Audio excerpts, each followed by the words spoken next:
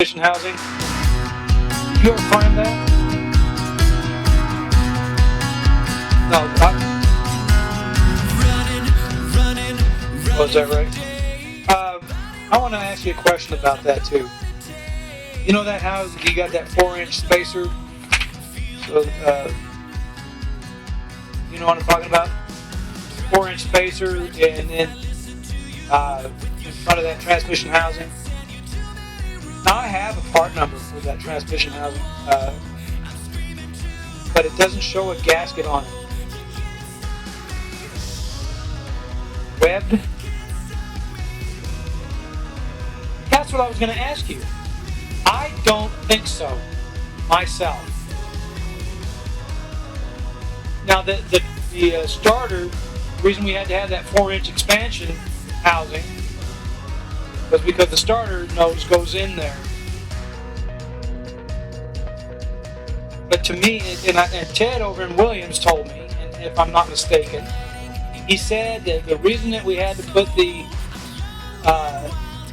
in the housing, that 4-inch housing had a part where the part of the housing was going to be exposed to the outside.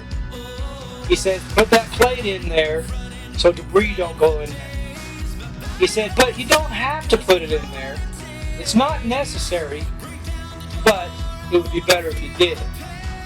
So to me, that says there shouldn't be any fluid in there.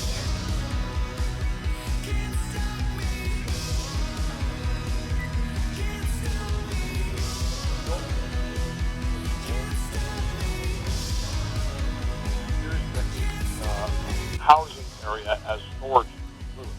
Yeah. So the new transmission you're using doesn't do that. So I'm thinking it doesn't need the gasket, but I honestly don't know.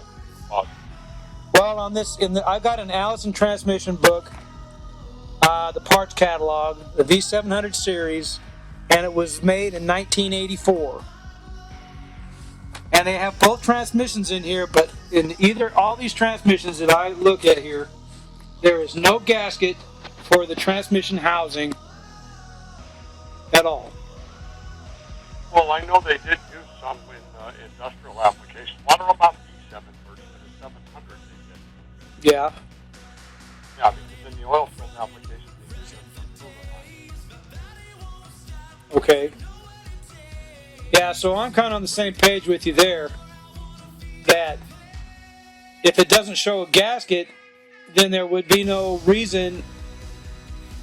I mean, you could put a rubber seal, or rubber gasket on it. You don't want to put any gasket. Yeah, I really don't think it does. It doesn't show it. Well, unless the housing is wet, then you'd have to have something out of the bottom of the housing frame to do that. That's exactly right. And what I discussed, I didn't discuss with this with Leon, but I discussed it with Jason, and I said, he says, well, this line right here is supposed to go in there and put fluid in there. And I said, okay, well, where's the drain? How does it go back out? He said, well, I don't know. I said, well, if it doesn't go back out, then it's just going to fill up and blow the sucker up. You're creating a bomb. Pressure bomb.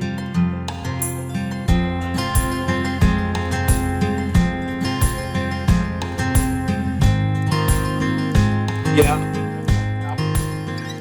Through this world, will you guide me through this pain? Will you I don't either. I honestly am not familiar with the station. I don't know why. Yeah. But it's almost like a male and a female. The starter itself is like the male, and the housing is the female. It sticks up in there for that 4-inch nose, is what it is. And yeah, well, I don't know what housing you have on the engine, so that's where I have the confusion. The housing on the engine. Yeah, It's the same he has there. it's the same. It looks the same, except it's just it's a same bolt pattern, everything. It looks exactly the same, but it's expansion is what it is. It's a deeper. It's deeper, so the starter can sit in 4 there. inches.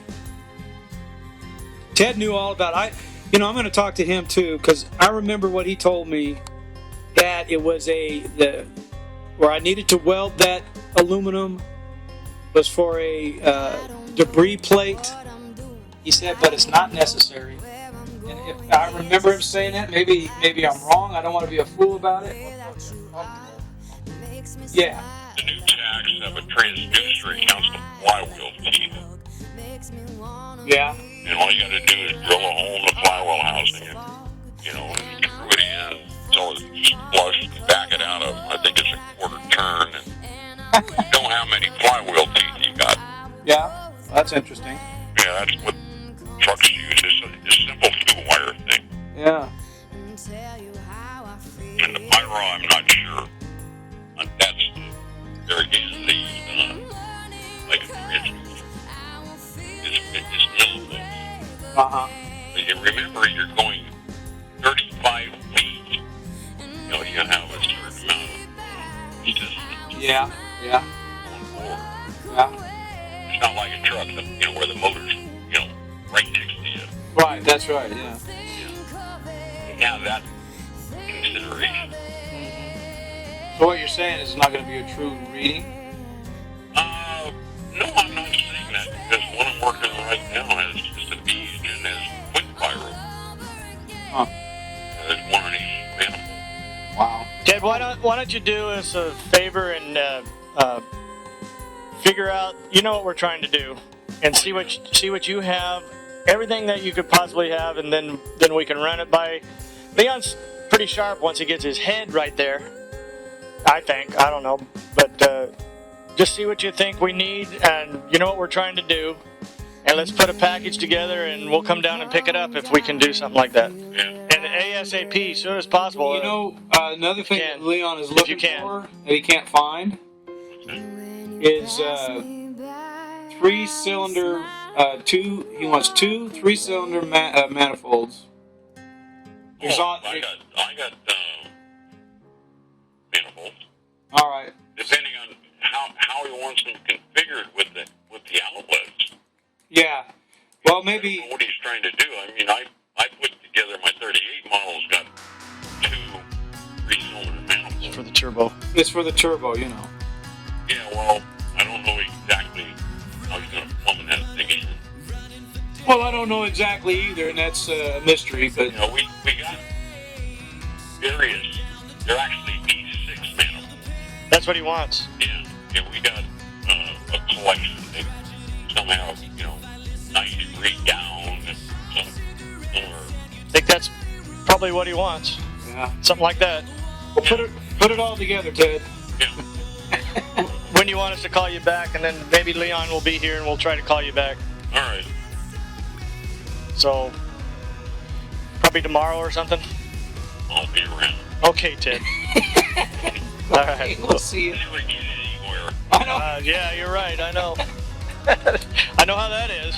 I might have to go to the machine shop sometime this week, and I gotta get my CDL physical upstate, and I might have to go to Ripon. I can't find something. All right. Well, you be careful too. Yeah, take care of yourself. All right. All right. We'll talk to you soon. All right. All Take right. care. All right. Bye.